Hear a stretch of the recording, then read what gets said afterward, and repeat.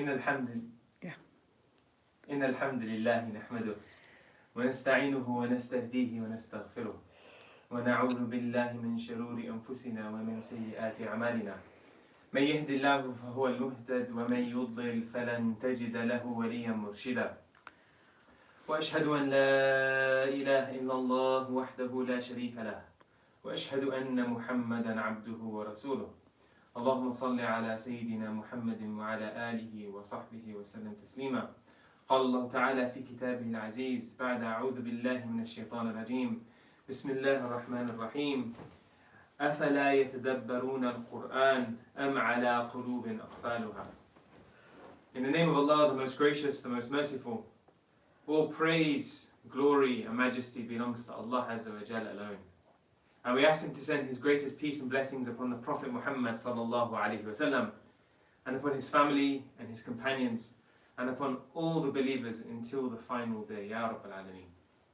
Allah Azza wa Jalla says in the Quran what means in English. Then do they not reflect upon the Quran, or are there locks upon their hearts? I want to tell you a story about a friend of mine. It's a true story, and one that till this day, it's one that I use every time I speak about the Quran and about the topic of reflecting on the Quran. For many of us, the Quran is a book which we read in Arabic, but which has very little connection to us. And in the month of the Quran, many of us will want to connect with the Quran, want to find a way in which we can learn to really appreciate and understand and really kind of magnify the Quran for what it really is. But what we often lack is the tools with how to do so. Many of the talks which you attend or the courses which you go to on reflecting on the Quran are very what we call didactic. It's a person's reflections given to you which you then appreciate. But to my knowledge, there are a few courses around there which equip you with the tools for you to do that yourself. Now, of course, there are warning signs. We'll go over some of those. But that shouldn't hinder you from you, yourself, opening the Quran and reflecting on it. Because that is the purpose of the Quran. As Allah mentions in this ayah, do they not contemplate the Quran, or is there a lock upon their hearts? Now, for every lock, there is a key. And with the right keys, you can begin to unlock and unpack the meaning in order for it to begin to resonate and impact your heart. Now, as great as the reflections would be from the scholars who have written on this, and as incredible as the insights that they have found, there is no greater impact on your heart than something which comes from you. If you yourself can come up with an insight or an appreciation of the Quran after your own reading, it impacts you in a way that no other person's opinions or writings potentially could. Now let me return to that story of a friend of mine who, after applying to job after job after job, kept getting rejection after rejection after rejection. Disheartened, he sent one more application to a firm which he felt would be really good for him. And surprisingly, they got back to him, inviting him for an interview. After the good news, he prepared, he went to the interview, he was successful, got through to the next round, was successful at that. And then came the final round, just to meet the partner in the firm. Now this is generally a formality, something not thought much of. You attend and generally you get the seal of approval. So after he returned home from the interview, he was just waiting for the call to come through to confirm that he'd got this job. A job which he'd been working so hard to get. When his phone began to ring and he picked up the call, the person on the other line told him that unfortunately they'd chosen not to go with him on this occasion. Now at this moment when this type of news comes to you, what would your reaction be? How would you turn to Allah in this moment. For my friend, he was an Arabic student and he had a relationship with the Quran which I felt was unlike other people. So he decided to open to the Quran and see the first verses inside that book. The Quran is the words of God, and perhaps he will read some words of God that will give him reflection in that moment. After being dejected of hearing this news of rejection, he opens to the words of Allah Azza wa Jal. أَتَى أَمْرُ اللَّهِ فَلَا تَسْتَعْجِلُوهُ. The decree of Allah Azza wa Jal has already come, so don't rush it. In that moment, he appreciated those verses in a way that he'd never heard before. He'd been rushing to try and get this job, eager to get the thing that he felt was best for him. But Allah's decree had already come. He already knew which job he would be getting and which job would be best for him. He'd been making dua, and that dua will be answered, but in the way that Allah wants it to be, because Allah knows the best of affairs. Years later, I found out this same person now is in a career path that he far prefers than what he would have been in that job. Only a few weeks after that rejection, he got a job that was far better, and things worked out so much more perfectly for him than had he got the initial job that he'd chosen. But it's that moment that he opened the Quran and sought comfort from the words of Allah Azza wa Jal that really struck me. How often have we opened the book in that manner and received the meanings that were dictated to us in the Quran in a moment of difficulty? Perhaps we've had a moment of great happiness. Have we opened the Quran to reflect on how Allah Azza wa Jal will talk to us in that moment? Perhaps we're in a moment of worry. How does Allah Azza wa Jal talk to us? Of course, my friend spoke Arabic, but there was no limitation to the Arabic language in order to have benefited the benefit that he received. The translation worked perfectly well. So with this in mind, I began to devise a set of tools. Tools with which you can go to the Quran in your own time and begin to reflect upon it and appreciate the meanings that are within it.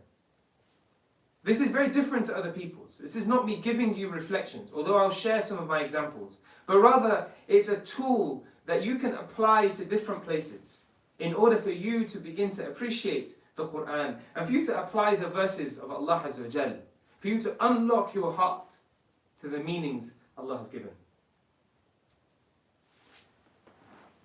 The tools come in a mnemonic we've coined lawn mowers, because just like the grass, it's something you have to continuously tend to before it gets out of hand. The Quran isn't something we park at the end of Ramadan. It's something we continue throughout our lives, day in, day out, in order to maintain that clean and short grass that we see outside. We have to keep our hearts and our souls maintained. Each letter stands for a particular tool. L being the length of the verse, A being another verse, W being when or context, N being the names of Allah Azza wa Jal, M being the meaning within the ayah, O being the order of the verses, the second W being the words chosen, E being examples, R being relate to yourself, and S being the surah theme or surah context. Now we'll go through each of these individually, but each letter stands for a tool with which you can approach the Quran and you can begin to appreciate just how majestic this book is. But before we begin, it's important to lay down some ground rules, because of course this is the book of Allah Azza wa Jal, and it's necessary for us to place some framework within which we have to set ourselves in order that we don't transgress beyond the bounds. The first is that we shouldn't delve into matters beyond our knowledge. That being particularly matters of law and matters of creed. Issues in which you become confused by, or issues in which dictate do this or don't do this, are best left to those who have a wider reading of the Quran and a wider reading of the Hadith, who can contextualize things in a better manner than perhaps we can in our beginning of our reading. That's not to say that you cannot do it, but rather it's to recognize where we are at the moment. And in order for you to come up with a correct ruling, a correct legal understanding, it's necessary for you to have a wider reading of the Hadith, of the context, etc., etc. And anyone who begins to read the Quran and reflect on the Quran will very quickly notice this observation. The second is that it's necessary to find someone who you can turn to when there is times of difficulty or misunderstanding. Someone you can go and ask and share what you've reflected, and ask them if what you're thinking is correct or incorrect. Now this is true for anybody, scholar or layman, and it's necessary for you to find someone that you can ask, is my understanding of this correct? Now, so long as you steer clear of the first two things, the idea of avoiding legal matters or avoiding matters of creed, generally speaking, you should be on the safe side, because those are the areas most people diverge into matters of disagreement. And the third and the most important of all of these is that no matter what you come up with, always recognize that Allah Azza wa Jalla knows best. Your opinion at the end of the day is trying to unpack and unlock the meanings Allah has given within this book. But it's our job to recognize our deficiency and that we can never truly know what Allah Azza wa Jalla meant or intended. With that humility in approaching the book of Allah, you will find far more benefit than asserting a specific meaning or reflection that you do not know for certain is right. So after those ground rules, knowing your limitations and what topics to talk about, finding yourself a scholar, a teacher, or someone you can reflect these meanings with, and finally remembering that Allah always knows best, we can begin to look at some of these things. We begin with the length of an ayah. What do I mean by that? It's important to recognize that everything in the Quran is there for a specific reason and purpose. Nothing is there coincidentally. When you come to the Quran with that premise, then everything that's there has been placed for a reason that you can observe and you can reflect on. The length of the ayah observes when Allah Azza wa Jalla has chosen to keep a verse short or long, or when He's chosen to keep a passage on a topic short or long, or when He's talked about something very briefly, or when He's talked about something expansively. When you begin to unpack some of those things, you really begin to appreciate details within the verses that perhaps might have overlooked without that detailed reading. So as an example, we all read the Fatiha every day within our salah, at least 5 times a day. And in each rak'ah, of course, you're repeating the Fatiha. So somewhere over 17 to 20 times, depending on how many sunnahs you pray. But have we ever thought about the length of each of the verses within the Surah Al-Fatiha? After a series of very short ayahs, Bismillah ar-Rahman ar-Rahim, Alhamdulillahi Rabbil Alameen, Ar-Rahman ar-Rahim, Allah concludes their surah with an ayah that's surprisingly long. He goes, صِرَاطَ الَّذِينَ أَنْعَمْتَ عَلَيْهِمْ غَيْرِ الْمَغْضُوبِ عَلَيْهِمْ وَلَا الضَّالِّينَ. Ameen. Why is that verse longer than each of the other particular verses? And how does the understanding of that verse connect with the length in which we see? We know in this ayah, Allah is placed in the first person, a dua that we can ask Allah Azza wa Jal. A dua which we ask Allah to guide us to the straight path. Now when Allah Azza wa Jal lengthens the ayah, it creates a sense of tone that makes you feel that this path is going to be a long path. When you get to the end of the ayah, just when you think you've finished, you're met with a mud that you see these videos, someone would read like a Ferrari and then they go, right? They always lengthen that bit. That lengthening is as if when you think things are over, that's when you get like the biggest hurdle, the lengthiest passage. The length of that ayah really brings about a reflection, a meaning that perhaps you might have overlooked, and something that all of us can connect upon. Next time you read an ayah, reflect upon why that length of ayah has been placed in a manner, and what impact that has on the tone, on the meaning, and the reflection that it brings to you. You can also look at another verse. Whenever you read an ayah within the Quran, and this can be done in Arabic or in English, try and connect the dots between where this ayah appears and where it appears elsewhere in the Quran. Find yourself similarities in meaning and where things may differ between the same sorts of ayahs. A well-known example of this is Allah Azza wa Jal talking in Ayat al-Kursi, where He says, and it begins the ayah, Allahu la ilaha illa huwa al-hayyul qayyum. Allah, there is no God worthy of worship except Him, the ever-living, the all-sustaining. Now this same beginning of this ayah begins elsewhere in the Quran, in one place, at the beginning of Surah Al-Imran. Why has Allah chosen that same specific meaning, the same specific beginning, in one surah and in another surah, in another part of it, rather in one verse, in one ayah, and in another ayah? What's the connection between the meanings? Allah has an infinite number of names. Why has He chosen to use those names within that ayah?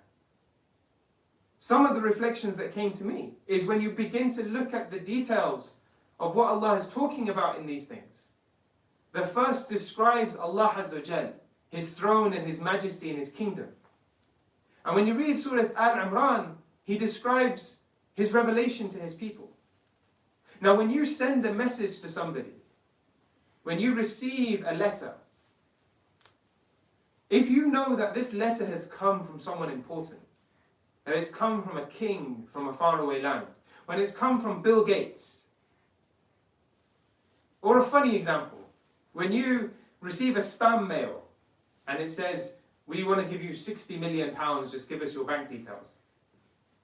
If you know that that person was in fact the prince of whoever it was, you treat that far differently than a random letter of an unknown source. So Allah Azza wa Jal is connecting the fact that we're receiving this revelation from Allah Azza wa Jal to His own kingdom and dominion and proof of His kingship. The majestic ayah of Ayat al-Kursi, the verse of the throne, is immediately connected with the revelations of Musa alayhi salam, of Isa alayhi salam, and the Prophet Muhammad sallallahu alayhi wasallam. So next time you read the Quran, begin to look at ayahs which connect with one another, where a particular part of an ayah appears in different places in the Quran. And you'll begin to uncover things that really begin to baffle you and wondrous in the meanings and the specificity of the Quran of Allah Azza wa Jal. We then look at things like the context for W, when and context.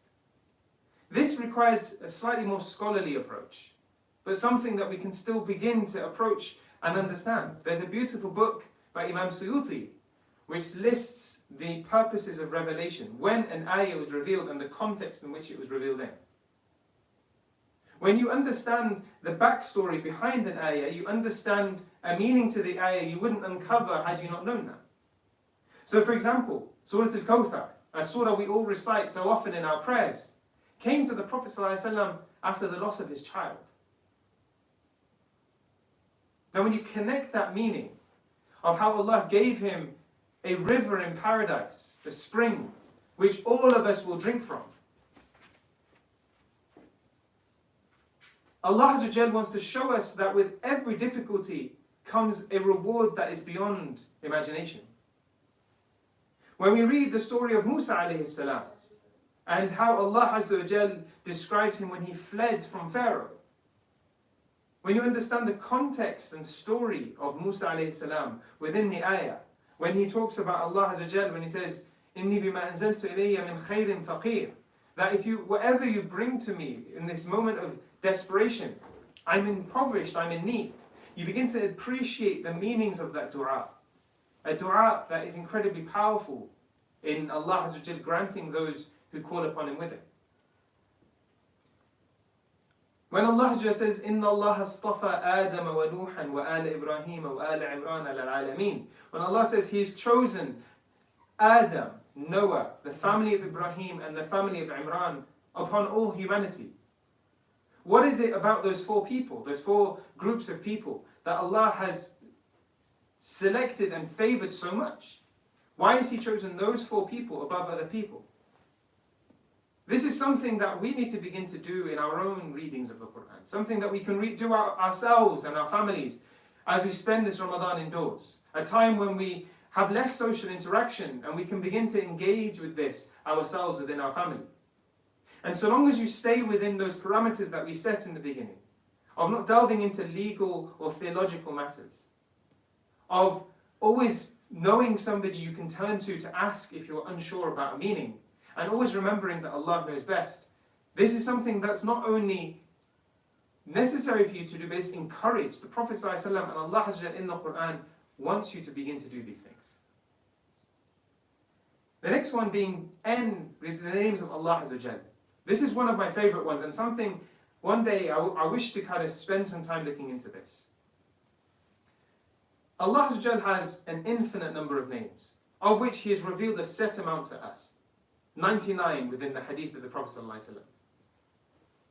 So within an ayah, why has He chosen a specific name to use in that specific way? Why has He not chosen another name in place of it? And what happens when we switch that name within the same context? The example I always give is that of Bismillah ar-Rahman ar-Rahim. In the name of Allah, Ar-Rahman and Ar-Rahim. Now commonly these are translated in many different ways, and I'm sure you'll all know different words like that. The beneficent, the merciful, the most giving, the often giving, etc.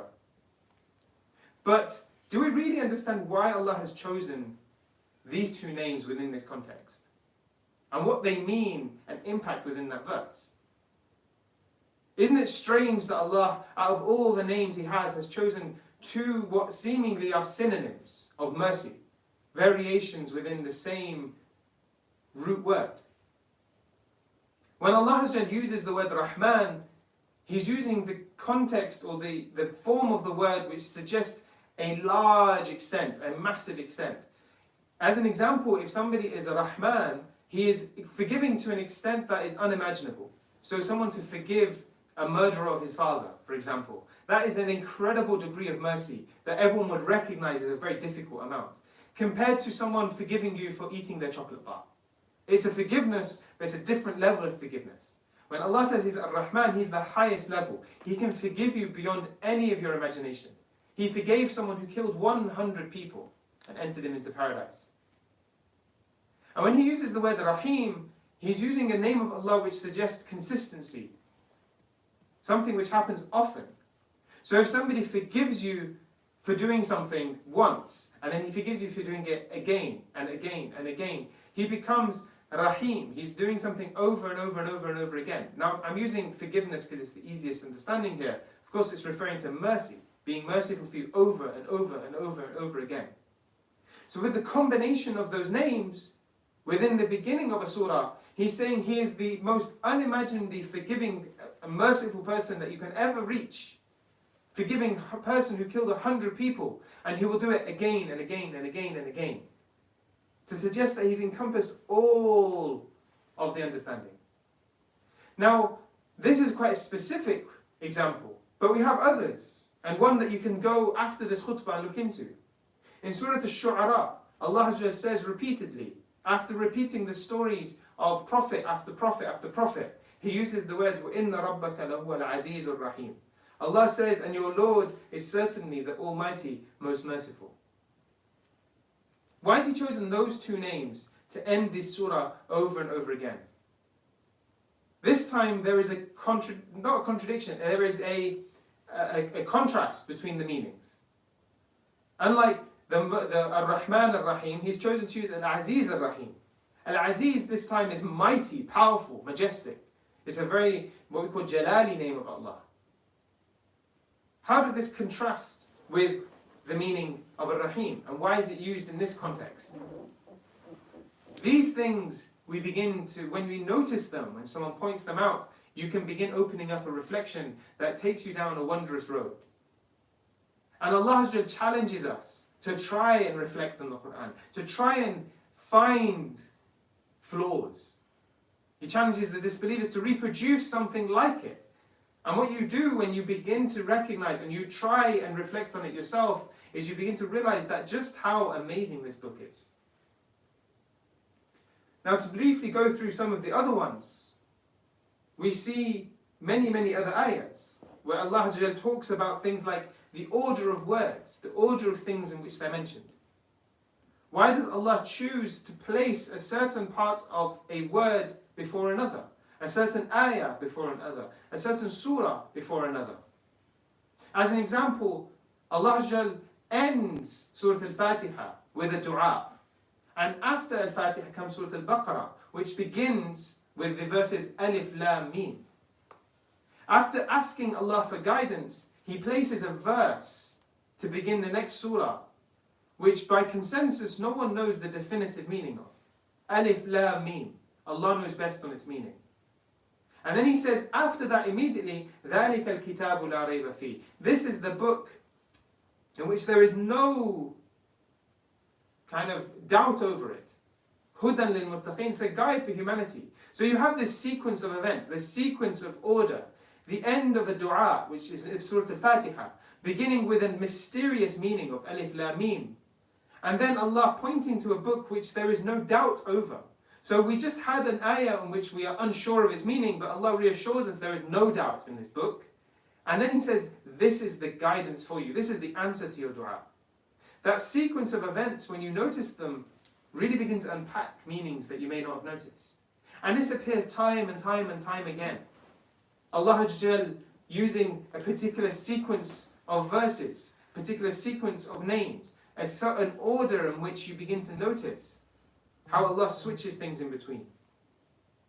Next time you read the Quran, begin to observe why Allah has placed this ayah first, this ayah second. This passage first, this passage second. This story first, this story second. Everything is done with a precise reason. And Allah has given us this book for us to explore and reflect, to realize that this cannot be the words of anyone except Allah. We see things in words chosen. Why Allah has chosen a specific word within a context of an ayah.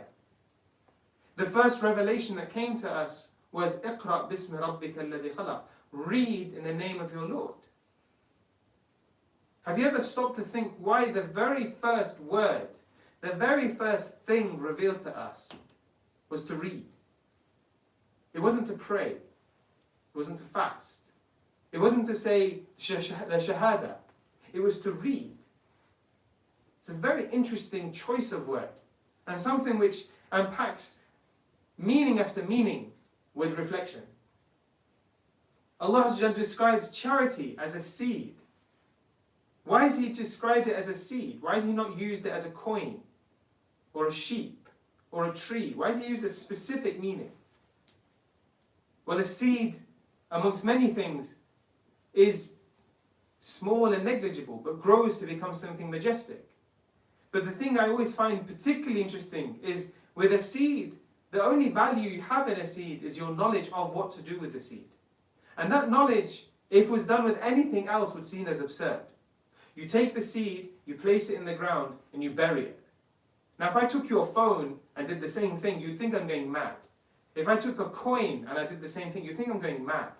But our knowledge and trust of science, of observations, of repeat experiments, has told us that if we take this seed, we plant it, we tend to it, even though there's no results being visible, then with time, that seed will grow to become an oak tree, will grow to become a pear tree, will grow to become a flower.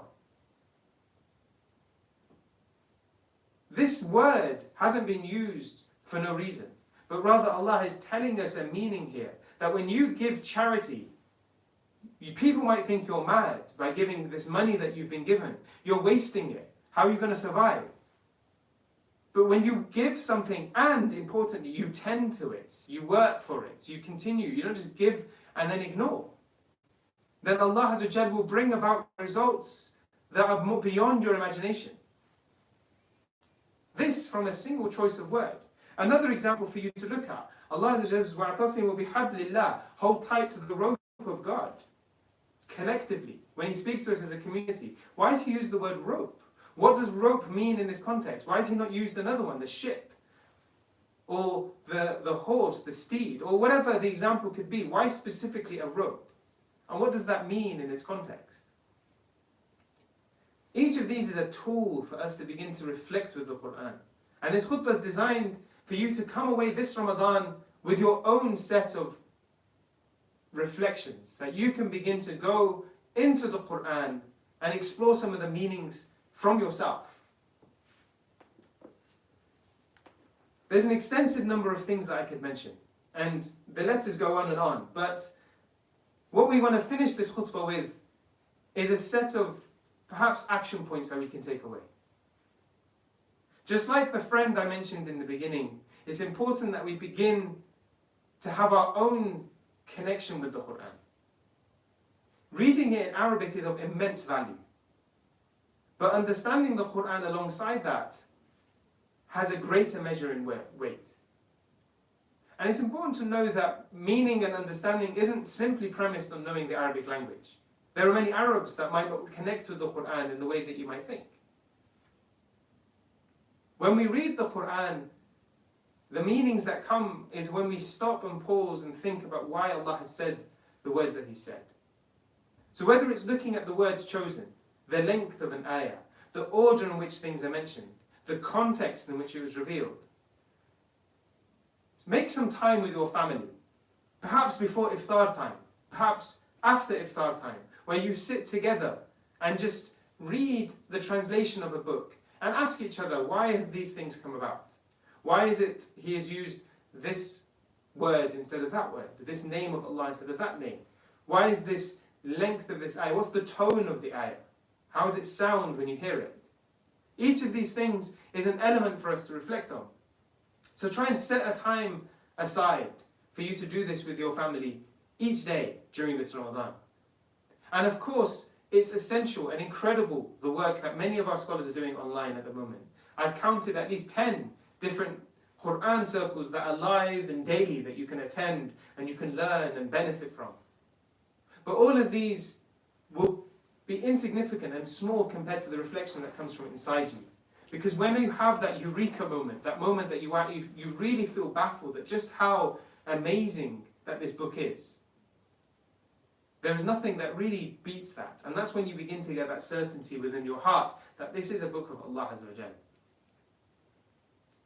May Allah make us, in this month of Ramadan, make us carriers of the Quran and people who embody the Quran in our actions. May Allah allow us to follow the Quran and to read it and to be ambassadors and living Qurans, as the Prophet ﷺ was a living Quran. Of course, within our app in the Quran Club, we have all of this available for free. You can download the app, you can read the translations, you can even challenge your children to build a daily habit of reading the Quran. And inshallah, you can make it fun and engaging. We've created the quiz on Tuesday evenings for you to see and engage with the Quran, reflect on its meanings in a fun way.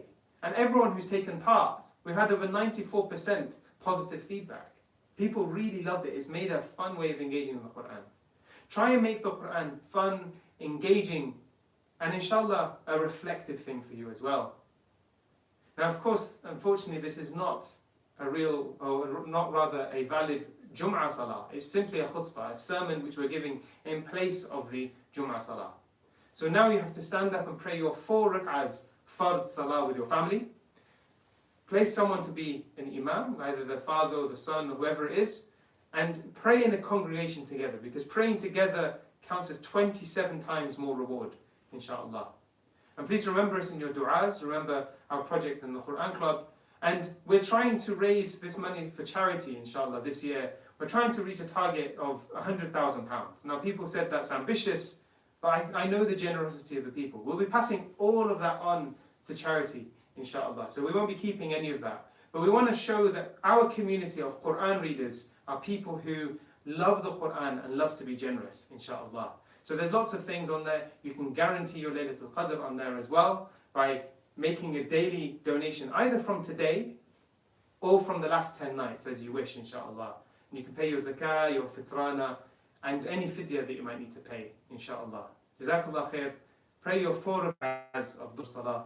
Assalamu alaikum wa rahmatullahi wa barakatuh.